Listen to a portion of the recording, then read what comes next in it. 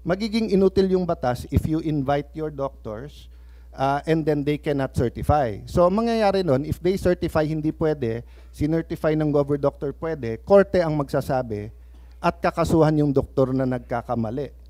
Hindi mo pwede basta't i-replace ng government doctor yung, so like now, no? If anyone here biglang nag-faint at sinabing hindi na siya pwedeng mag-appear dito, we have a Senate doctor.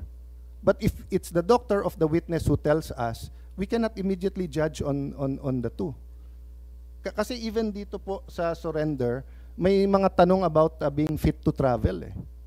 Na ang nakalagay nga eh, and even yung baka mapahamak yung kapitan. Kasi kung titignan nyo po yung yung Yes. pinirmahan ng kapitan, sa pinirmahan niya po may nakalagay doon ha. Saan yun?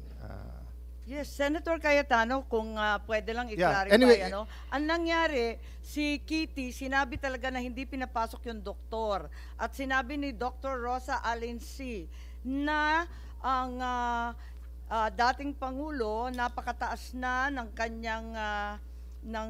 kanyang diabetes, umabot ng 328